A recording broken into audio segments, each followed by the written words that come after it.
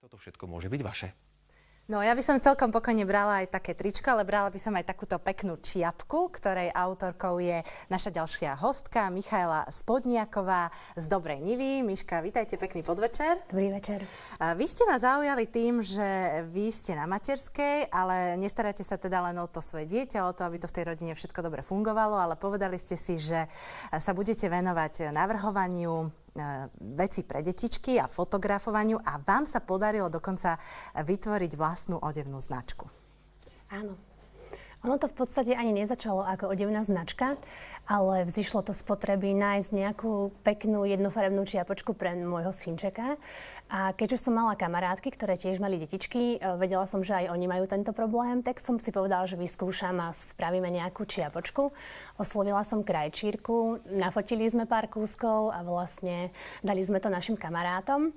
A ono úplne nečakane sa zrazu to začalo šíriť sociálnymi sieťami a malo to veľký úspech, tak sme si povedali, že sa s tým teda skúsime uživiť a vymyslíme ešte nejaké iné štýlové vecičky.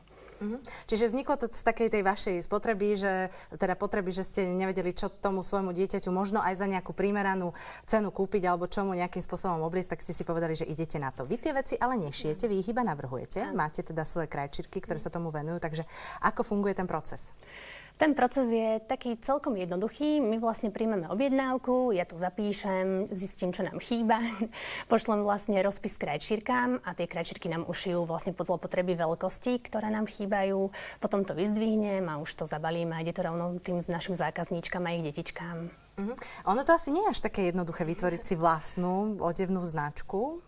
Naozaj nie to. No, takže čo k tomu bolo treba?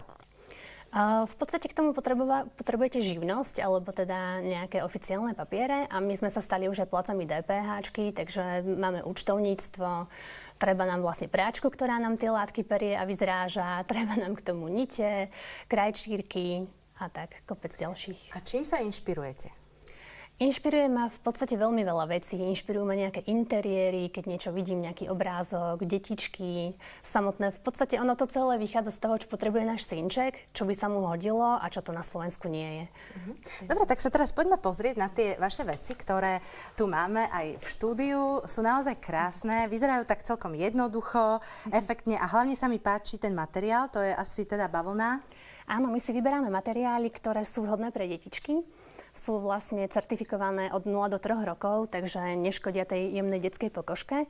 A sú v podstate z väčšej časti 95% bavlna a 5% elastán. Máme aj tepláčky, ktoré sú vlastne 100% bavlna. Všimla som si teda aj také znamienko, neviem, či to je rovnasa, vyzerá to ako rovnasa. My máme teraz aktuálne takú matematickú kolekciu a máme tam vlastne plus, mínus, rovnasa a vlastne také značky. A my sa snažíme v každej tej kolekcii, čo býva vlastne jedna na jar a jedna na jeseň, vytvárať nejakú tématiku a tej téme potom prispôsobujeme aj vzory. V podstate robíme si sami vlastné motívy. Toto sú tepláčiky napríklad z minuloročnej kolekcie, kde sme mali tému pod nočnou oblohou a robili sme vlastne takéto mesiacové tepláčiky aj trička. No veľmi dobre to naozaj vyzerá, ten materiál je veľmi príjemný. Okrem tých teplákov, tričiek a ešte kadejakých bundičiek, ktoré tu máme, tak máte čiapky, jednu sme už ukázali, ešte potom takéto šiltovky, napríklad šijú. V Dobrej Nive vám to šijú, alebo kde to šijú? Nešijú nám to v Dobrej Nive. Ja som vlastne zo Zvolena a my sme sa presťahovali do dedinky Dobrá Niva pred pár rokmi, vlastne tesne predtým, ako sa narodil náš synček. A máme krajčírky z rôznych miest, ale snažíme sa vždy to brať nejako lokálne, aby sa to udržalo. Tak teraz budeme mať vlastne takú takýto ruksačík tiež, aby si tam tie detičky mohli... No, je prázdny, ale to sa rýchlo naplní. Aj tieto mikinky vlastne budú novinka. A tak snažíme sa vždy niečo také, čo je treba na zrovna toto obdobie, jarné, letné.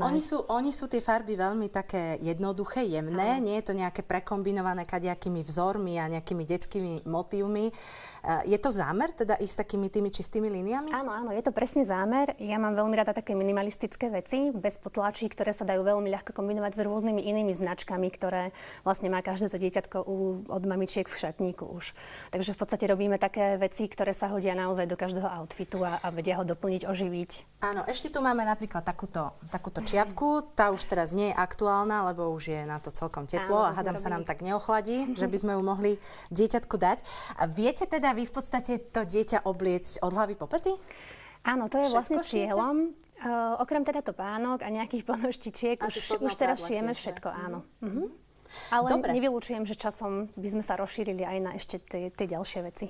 Dobre, takže toto sú veci, ktoré robíte, sú naozaj výborné, ale mňa zaujali aj tieto vaše fotografie, lebo tomu sa tiež venujete a mám pocit, že to fotografovanie bolo ešte pred Áno, to bolo ešte pred materskou, áno.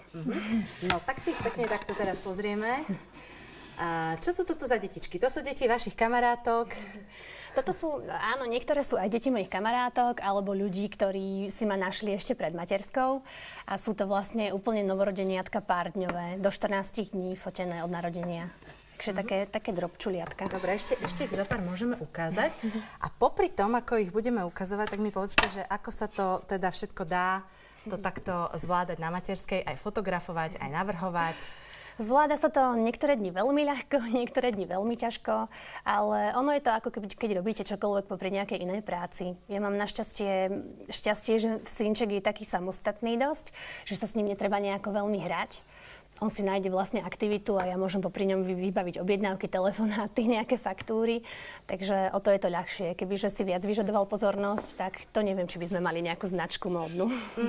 No, blíži sa Deň matiek, aj preto sme si vás dnes pozvali. Ak by ste možno teraz inšpirovali nejaké mamičky, ktoré nás pozerajú, ktoré možno tiež majú v hlave nejaký dobrý nápad, že by si niečo dali patentovať, alebo že by nejaké to svoje know-how niekde dokázali presadiť, čo by ste im poradili?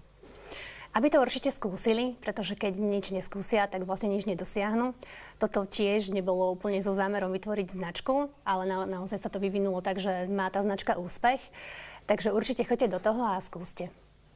Dobre, tak sme veľmi radi, že ste prišli, že ste sa teda s nami podelili o tieto vaše cenné, asi aj životné skúsenosti, už sa to tak dá nazvať. Asi nemáte cez víkend veľa času popri tomto všetkom ešte na nejaké kultúrne podujatie?